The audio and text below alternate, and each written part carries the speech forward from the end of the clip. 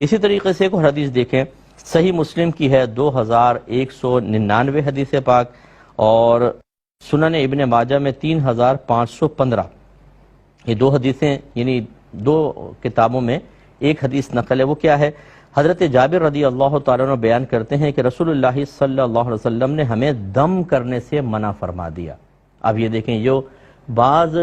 آپ کو یہ کہیں گے نا دم کرنا منع ہوتا ہے، بھئی یہ پھوک پھوک نہیں مارو، شرک ہوتا ہے، دیکھو نبی کریم نے منع فرمایا۔ سنیں کہ کیوں منع کیا تھا، منع فرما دیا۔ پھر عمرو بن حزم کی آل کے لوگ رسول اللہ صلی اللہ علیہ وسلم کے پاس آئے اور عرض کیا رسول اللہ ہمیں ایک دم آتا ہے جس سے ہم بچھو کے ڈنگ کا علاج کرتے ہیں، اور اب آپ نے دم کرنے سے منع فرما دیا ہے۔ رسول اللہ صلی اللہ علیہ وسلم نے فرمایا کہ اپنے دم مجھ پر پیش کرو۔ پھر آپ نے فرمایا کہ وہ پیش کیا ہوگا تو فرمایا اس میں کوئی حرج نہیں ہے، تم میں سے جو شخص اپنے بھائی کو نفع پہنچا سکتا ہو وہ اپنے بھائی کو نفع پہنچائے۔ اس حدیث نے فیصلہ کر دیا ہے۔ میں کاش میں کہتا ہوں کہ آپ جو یہ پوسٹیں بھیجتے ہیں نا،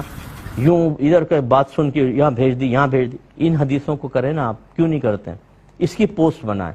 ان کو بھیجیں، عام کریں لوگوں کو۔ نبی کریم صلی اللہ علیہ وسلم نے جس دم سے منع فرمایا وہ دم تھے جو کلمات کفر و شرک پر مبتلا تھے، ان کو منع کر دیا۔ اس لیے سرکار نے فرمایا اپنے دم میرے سامنے پیش کرو، جو منتر پڑھتے ہو یا جو بھی کلمات پڑھتے ہو پیش کرو، صحیح ہوں گے تو ٹھیک ہے کرو، تاکہ تمہارے بھائی تم سے نفع حاصل کریں۔ اس کا مطلب ہے سرکار نے واضح فرما دیا کہ جس کو ہم نے منع کیا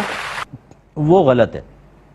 یا غلط کلمات کو ہم نے منع کیا ہے، اور جس کی ہم اجازت دے رہے ہیں وہ ہیں جو صحیح کلمات پر مشتمل دم ہیں۔ اور یہ یاد رکھیں، میں ضمن عرض کر دیتا ہوں، یہ پہلے کلام کر چکا ہوں، یہی معاملہ تعویذ کا ہوتا ہے۔ جو رحمت کونین صلی اللہ علیہ وسلم نے تعویذ لٹکانے سے منع کیا، تعویذ کے استعمال سے منع کیا، یہ حدیثیں اس کی بھی ایک بالکل تفسیر ہیں،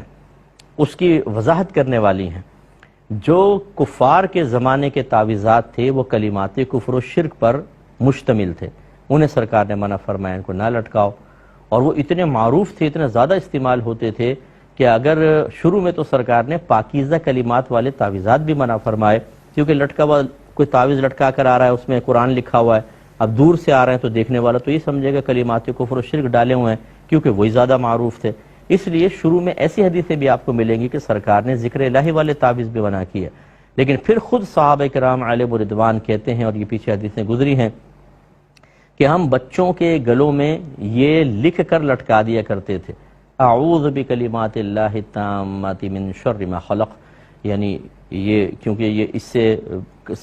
کیڑے مکوڑے کاٹتے نہیں ہیں اور آدمی اس سے محفوظ رہتا ہے، تو صحابہ کہتے ہیں ہم ان کو لکھ کر بچوں کے گلوں میں ڈال دیا کرتے تھے، یعنی تعویذ بنا کے ڈال دیا کرتے تھے۔ تو اب یہ جو تعویذات ہیں اگر وہ اچھے کلمات پر مشتمل ہیں، قرآن پاک کے تعویذات ہیں یا اعداد کے ہوتے ہیں، کیونکہ یہ حروف ابجد اگر آپ نے سنا ہو، الف کا ایک حرف ہوتا ہے، با کے دو ہیں مثال کے طور پر، تو وہ اس طریقے سے ناموں کے نکال کے یا آیات کے حروف نکال کے حروف کے تعویذات دے دیتے ہیں، تاکہ براہ راست اگر گر بھی جائیں تو جیسے آیت گرنے سے بے ادبی ہوتی ہے وہ بے ادبی کا ارتکاب نہ ہو، اور اس کی تاثیر ویسی ظاہر ہوئی ہے۔ تو آیات کریمہ ہوں، حدیثوں کے کلمات ہوں، ان کو اگر آپ اس طرح تعویذ بنا کے گلے میں لٹکا لیں، بازو میں باندھ لیں، اس میں کوئی حرج نہیں ہے، یہ ایک طریقہ علاج ہے، جیسے دم ایک طریقہ علاج ہے۔ جن تعویذات کو منع کیا گیا اس کی بھی یہی تعویل کی جائے گی کہ اس میں ناجائز کلمات ہوں یا مبہم قسم کے الفاظ کے، جیسے آپ بعض تعویذات دیکھیں نا، یہ عاملین لکھ دیتے ہیں، یوں ٹیڑے میڑے لفظ ہوں گے، اکلوسو پکلاسا پتہ نہیں کیا کیا، وہ اس کو پڑھ کے آپ کو لینگویج ہی سمجھ میں نہیں آئے گی۔ یہ تعویذات میں عاملین کو بھی گزارش کرتا ہوں کہ یہ نہ کریں آپ، ورنہ آپ اس کا پہلے مطلب بتائیں، اپنے آپ سے مطلب پوچھیں کہ کیا مطلب ہے اس کا۔ اگر آپ کے ہمارے استاد نے دیا، استاد کوئی آپ کا امام اعظم ابو حنیفہ نہیں تھا، وقت آ کے اس نے جو دے دیا آپ اس کو استعمال کر لیں، اس کے معنی عجیب و غریب بھی نکل سکتے ہیں۔ اللہ تعالیٰ عمل کی توفیق عطا فرمائے۔